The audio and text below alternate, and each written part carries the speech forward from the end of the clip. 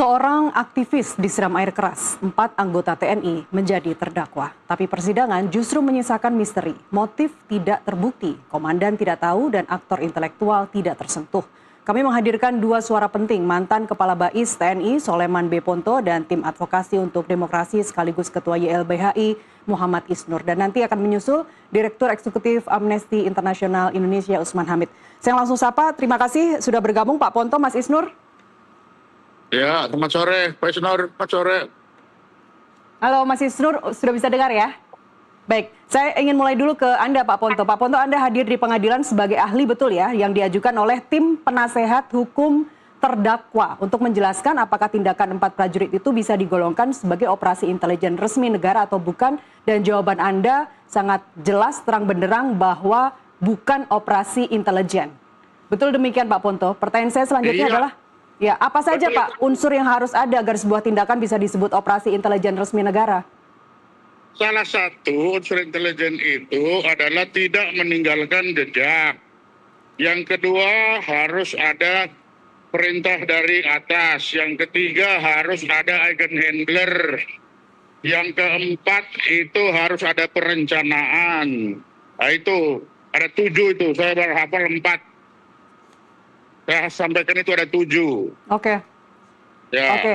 Bukan operasi intelijen. Anda juga menyebut soal kenakalan. Kalau kita terapkan di kasus Andri ini, Pak Ponto, unsur mana yang menurut Anda jelas tidak terpenuhi sampai Anda menyebutnya sebagai kenakalan oknum prajurit? Tidak ada perencanaan. Menyiapkan alat yang untuk melukai Andri itu bukan merupakan perencanaan? Ya bukanlah, hakim aja bilang kenapa kamu pakai tumbler. Ya bagaimana kalau merencanakan kok pakai tumbler? Kalau rencanakan ya bukan tumbler lah. Minimal hakim aja bilang sendiri, kalau kamu ini kok bodoh, kalau pakai tumbler ngapain? Ya. Kok enggak pakai botol aqua, kan gitu. Ya, hakim aja kayak begitu, apalagi kita. Ya, hakim juga mengatakan bahwa, ataupun auditor militer mengatakan bahwa motif dendam itu berawal dari ketika Andri merangsek masuk ketika ada pembahasan soal RUU TNI di Hotel Fairmont. Itu kan setidaknya ada sekian lama, 2 bulan sendiri, sampai akhirnya peristiwa penyiraman air keras itu terjadi. Sekali lagi, Anda tidak melihat itu sebagai sebuah perencanaan, Pak? Tidak, kan saya tahu anak-anak itu bagaimana psikologisnya. Kan dari awal saya bilang, pasti itu dendam mereka itu. Gara-gara masuknya Andri, kan dari awal saya sudah bilang begitu. Sebelum ada pengadilan ini, saya sudah bisa memperkirakan.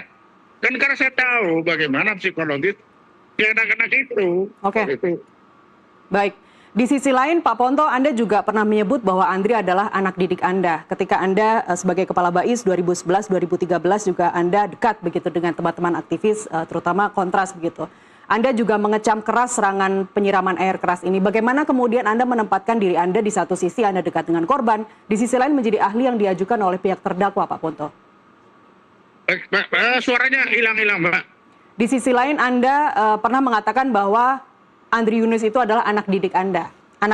Dan Anda ketika menjadi Kepala Bais dekat dengan para aktivis, dekat dengan anak-anak kontras begitu. Bagaimana Anda menempatkan di satu sisi Anda dekat dengan para aktivis ini, ya, kan, tapi kemudian Anda menjadi ahli para terdakwa? Loh, itu ahli, kan saya bukan ahli para terdakwa, ahli dari Mabes TNI.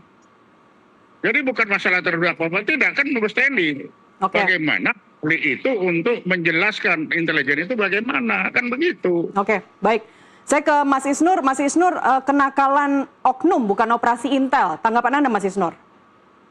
Iya, jadi dari waktu ke waktu kita semakin jelas melihat banyak sekali inkonsistensi, banyak sekali kejanggalan, banyak sekali kemudian hal-hal yang sejak awal kita perkirakan terjadi. Dalam artian kita melihat ini adalah upaya untuk menghentikan perkara hanya di 4 orang saja dan tidak ingin membuka lebih luas lagi. Pertama, dari temuan kami, dari CCTV yang kami tangkap dan koordinasi dengan banyak saksi di lapangan, itu pelakunya di lapangan bukan 4 orang, tapi 16 orang berkoordinasi. Kami sudah paparkan secara lengkap ke media. Itu saja sudah gagal. Dan Puspom, auditor, hakim tidak berhasil mengungkapkan siapa 16 orang itu. Dan pergerakan lebih dari 3 orang, lebih dari 10 orang, bagaimana mungkin ada sepasukan ya berangkat tanpa kendali pengetahuan dari atasannya. Ini sebuah hal yang sangat janggal di tubuh TNI, bagaimana mungkin ada pergerakan nggak diketahui. Yang ketiga, ada inkonsistensi.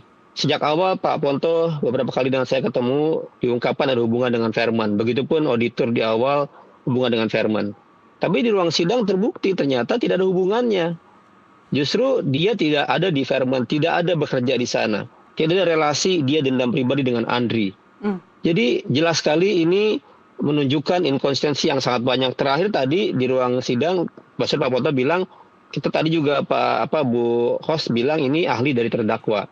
Tersangka sekarang dari Mabes TNI. Apa hubungannya Mabes TNI dengan ahli dari Pak Ponto? Jadi kita melihat ada banyak ya hal yang semakin membuktikan bahwa ini justru bagi saya peradilan yang sandiwara ya, peradilan yang tidak fair gitu, baik untuk korban maupun untuk masyarakat luas. Apalagi kita melihat statement hakim yang kemudian di ruang sidang yang harusnya memberikan keadilan buat masyarakat, memberikan statement yang serius, menegur dengan keras para terdakwa, malah kemudian seolah-olah melegitimasi.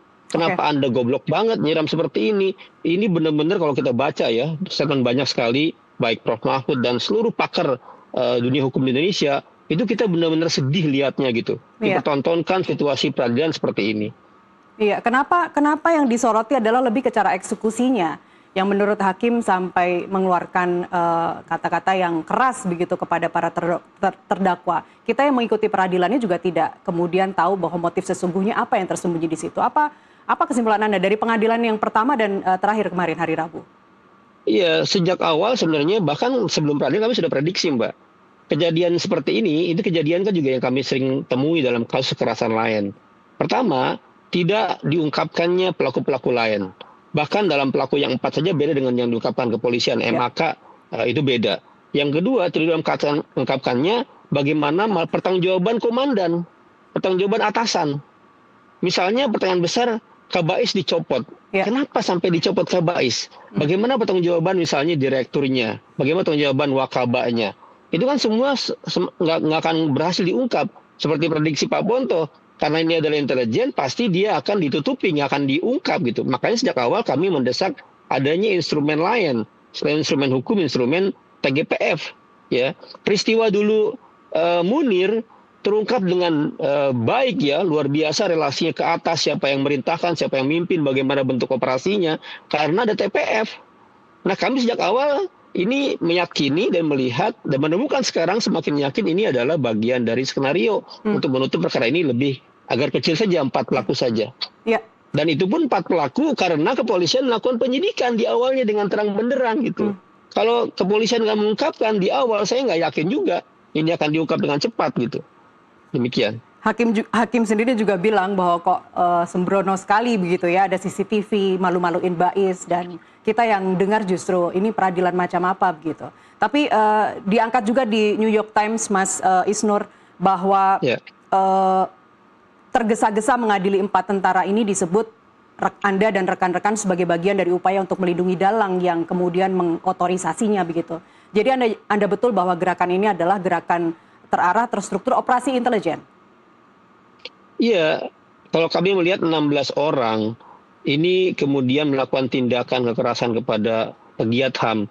Bisa dibayangkan Mbak, misalnya Mbak habis bertugas nih sebagai jurnalis. Kemudian karena berita karena Mbak bekerja sebagai host jurnalis, terus ada anggota TNI merasa dendam karena cara Mbak bekerja. Betapa bahayanya hal ini bila dibiarkan. Kapanpun, dimanapun, gara-gara usul, gara-gara catatan kenakalan, ada pekerjaan jurnalis, pekerjaan advokat, pekerjaan pegiat HAM, terus terjadi lagi ke depannya. Maka harus dianggap ini peristiwa bukan peristiwa biasa. Bukan peristiwa hanya serangan kenakalan dan Andri. Ini peristiwa kegagalan sistemik bagaimana mengontrol, mendidik. Ya, bagaimana kemudian terjadi sebuah peristiwa yang melibatkan belasan orang dan menyerang pegiat HAM yang mengkritisi. Harusnya ini sudah selesai, Mbak. Karena prinsip demokrasi, prinsip supremasi sipil kan sudah jadi bagian prinsip dari Undang-Undang TNI. prinsip dalam tap MPR, prinsip dalam konstitusi. Harus itu jadi pegangan, tidak ada lagi kemungkinan seperti ini. Dikuntit dulu, diawasi gerak-geriknya, kapan Andri biasanya pulang dari kantornya, kemana saja dia pergi. Menurut Anda itu sebuah perencanaan yang matang?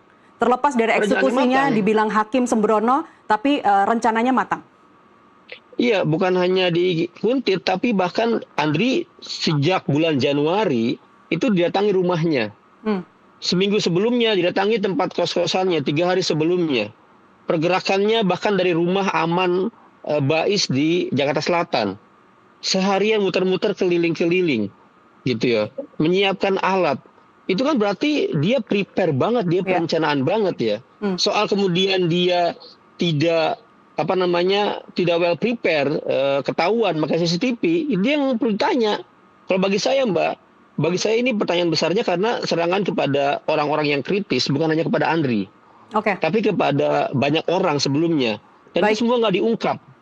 Jadi kalau bagi saya ada relasi kuat ya. Jangan-jangan operasi-operasi seperti ini juga dilakukan secara kecil dan terjadi pada banyak yang lain gitu. Pak Ponto, Mas Isnur, kita jeda azan maghrib dahulu. Di segmen berikutnya nanti kita akan masuk ke pertanyaan yang lebih dalam. Apakah cukup menyebut ini sebagai dendam pribadi dan apa yang harus berubah agar kasus seperti ini tidak terulang? Pak Ponto, Mas Isnur, dan pemirsa, kita kembali usai jeda.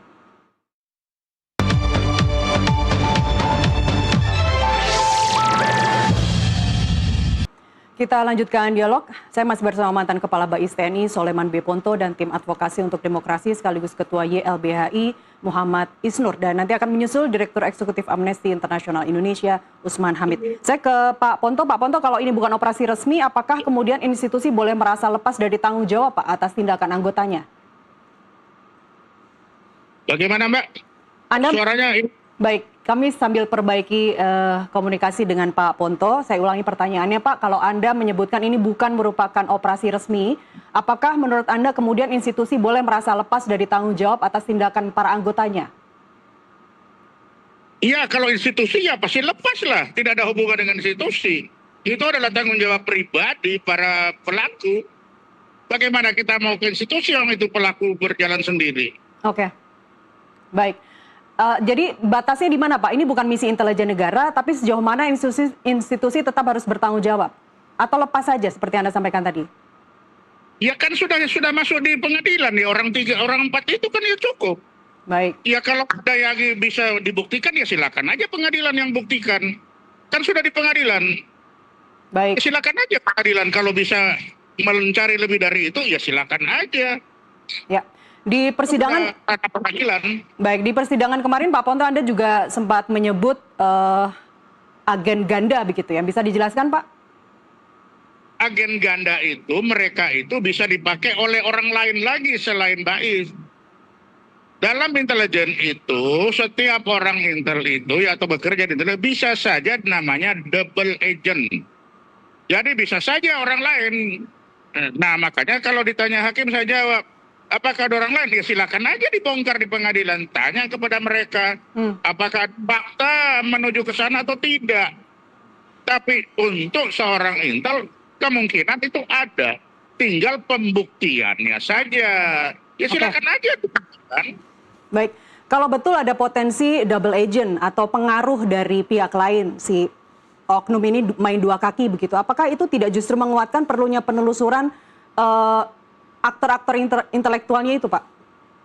Ya kan saya sudah bilang, mau dicari siapa di belakang mereka, terserah aja. Kan tidak ada larangan, sepanjang itu bisa dibuktikan. Apakah itu ada bukti? Ya silakan, itu urusannya auditor atau siapa yang untuk membuktikan apakah selain mereka itu ada yang lain selain dari direktur-direkturnya. Apakah ada orang bilang, silakan aja. Apakah ada bukti-bukti? Nah, itu urusannya direktur lah, urusannya auditor untuk membuktikan itu.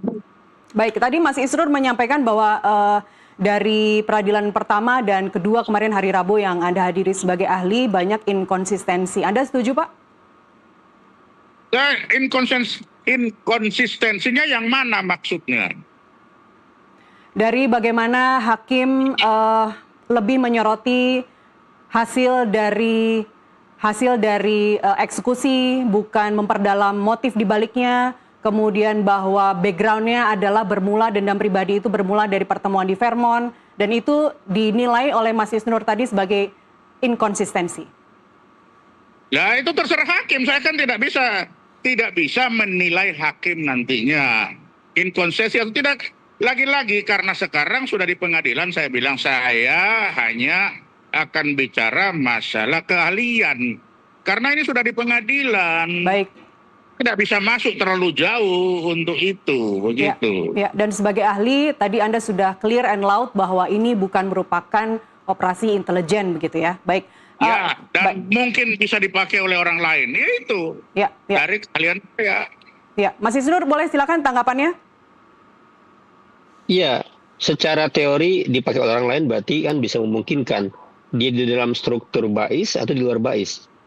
Seharusnya kalau teori itu memungkinkan ada, itu digali dengan baik oleh PUN dan Puspom. Itu yang nggak dilakukan sejak awal.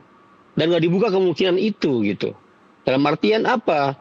Siapa yang kemudian menggaranti? Siapa yang menjamin? Siapa yang memerintahkan? Itu kan nggak digali. Jadi kita ingin lihat bahwa kejanggalan atau kegagalan bukan hanya sejak di pengadilan, tapi sejak penuntutan dan penyidikan di Dan Puspom gitu. Ini rangkaian utuh yang harus kita lihat, bukan hanya di ruang sidangnya. Ruang sidangnya sendiri membuka banyak hal inkonsistensi ya. Tuduhan bahwa ini motif pribadi, peristiwa Vermont nggak terbukti sejak sekarang. Itu saja sudah meruntuhkan bangunan yang dibangun oleh auditor gitu. Dengan pengakuan terdakwa. Maka kemudian penting sekali bagaimana sekarang ada kekuatan lain atau semangat dari presiden yang harus dijaga bahwa ini dibongkar semuanya. Ya, pengaruhnya atau perintahnya siapa, 16 orang atau 12 orang yang lain seperti apa, itu kan nggak digali. Ya. Dia harusnya penyidikan terus menyidik dong. Harusnya dan Puspom juga mempertanyakan presiden ya, dan mempertanyakan, dan ini kami nggak melihat itu, makanya kami nggak percaya dengan proses yang ada. Ya.